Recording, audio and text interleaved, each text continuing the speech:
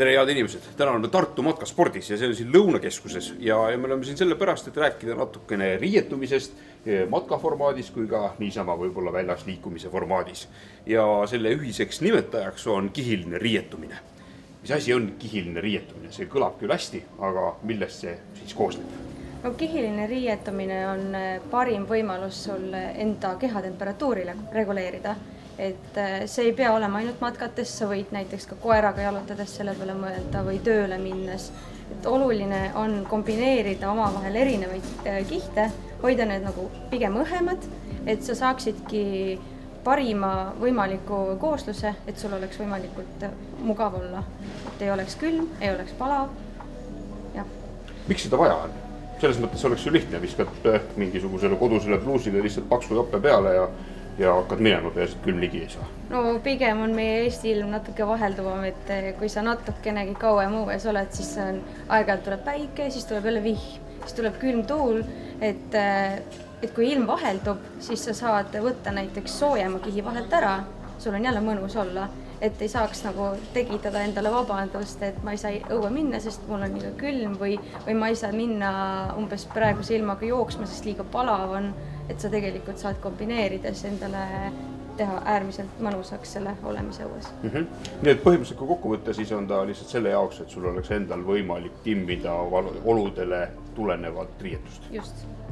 Mis see esimene kiht võiks olla, mille peale peaks tähelepanu pöörama? No, esimene baaskiht ongi siis soepesu. Et loomulikult aluspesu on kõigepealt, aga siis tuleb vastu nahka pikem soepesu, mille eesmärk on juhtida niiskust kehast eemale ja samas nagu näiteks talvisel ajal ka hoida sind soojas. Et neid pesusid ongi väga erinevaid, materjalid erinevad, sõltuvad sellest, et mis ilm on. Näiteks kui on palav ilm või kui sa teed hästi aktiivset tegevust, siis on pigem selline õhuke, sünteetiline pesu hea, millel pigem ei olegi nii suurt eesmärki hoida sind soojas, vaid lihtsalt juhtida niiskust eemale, et keha hingaks ja sul ei oleks ebamugav. Aha. Et neid on ka erinevaid, et ütleme talviseks jooksmiseks on natuke paksem sünteetiline pesu hea. Mingisuguseid villaseid võib-olla jooksmisel ei olegi nii hea kasutada, sest et ilmselt palav hakkab. Kui sünteetiline pesu on pigem sportimiseks hea, siis merino villane pesu on parim matkamiseks näiteks ja pigem rahulikumaks tegevuseks. Neid on ka väga erineva paksusega, erineva koostisega, et näiteks siin praegu ongi näha suvine merino villast pesu, mis on pigem selline õhuke, eesmärk ongi hingata ja niiskust juhtida. Ja siis on selline võrgu tüüpi? Ja, et see võrkpesu on juba külmakraadidega nagu parem, kuna ta natuke hoiab ka rohkem sooja. Et võrkpesu ongi ideaalne inimestele, kes näiteks aeg-ajalt liiguvad hästi kiiresti ja siis peavad jälle natuke aega paigal seisma. No aga mis selle võrgu efekt on? See iseenesest tundub selline, kus õhk käib rahulikult läbi. Ja, võrk aitab aktiivse liikumise ajal hingata kehal paremini, et see niiskus saaks veel kiiremini välja su kehast. Aga samas jällegi, kui sa seisad ühe koha peal, siis ta talletab õhku siia võrgukihtide vahele, mida sa siis hakkad enda kehaga soojendama. Et ta töötab nii nagu mõlemas olukorras hästi. Väga palju armastavad seda kaitseliitlased, jahimehed isegi, jooksjad. Ja kui ilmad lähevad juba väga külmaks, seal -15 kraadi või veel külmem, siis on selline toode nimega Hot Wool, mis on mõeldud pigem vähem aktiivseks tegevuseks, näiteks kalameestele, jahimeestele super hea toode, aga ka külmakartlikule inimesele koeraga jalutamiseks, kui õues on -20. Sellel on sees selline frotteerätiku sarnane materjal, et tal on nagu väiksed aasakesed, mis koguvad endasse palju õhku ja see hoiabki siis soojas inimese. Sooja pesu ostes ongi vaja natukene mõelda läbi see, et mille jaoks sul seda täpselt vaja on, mis kraadidesse ja kui külmakartlik sa ise oled. Nüüd, kui soepesu on valitud, siis tuleb minna järgmise kihi juurde, selleks on vahekiht ehk soojustuskiht, mille eesmärk siis, nagu nimigi ütleb, on hoida keha soojas.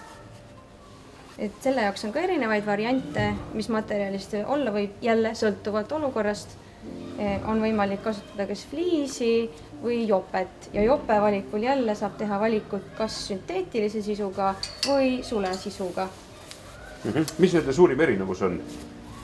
Suurim erinevus on see, et kuigi sulg on kergem ja kokkupakkivam, siis tegelikult ta ei kannata niiskust. Et kui sa tead ette, et sa lähed väga niisketesse oludesse või sa lähed väga aktiivset tegevust tegema, siis pigem vali sünteetiline jope. Sellepärast, et sulg ei hoia sooja niiskena, sünteetiline sisu hoiab sooja.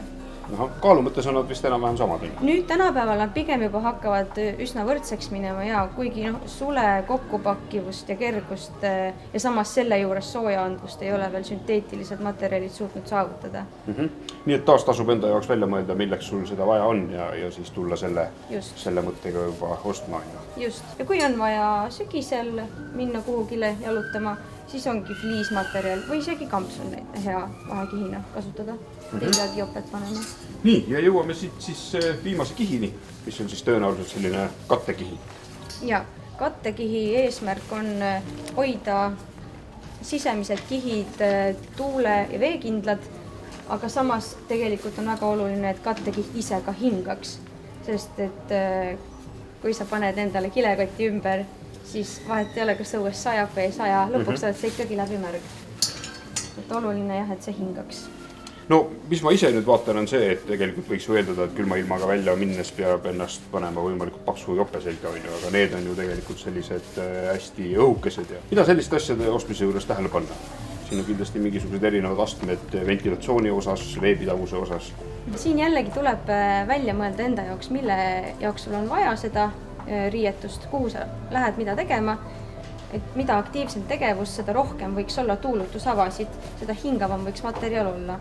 Et joostes ja selliseid teisi sarnase aktiivsusega tegevusi tehes võib-olla ei olegi nii palju veekindlust vaja, vaid olulisem on, et see hingaks rohkem see materjal ja materjal hingab rohkem, kui ta on pigem ainult tuulekindel. Kui sa lähed matkale, siis sul on oluline, et see jope oleks võimalikult veekindel, sest seljakott pressib õlgadele. Ja kui vihma sajab, ütleme, sa kõnnid 3 päeva järjest ja vihma sajab terve aja, et sa tahad ju ka 3. päeva lõpus olla kuiv.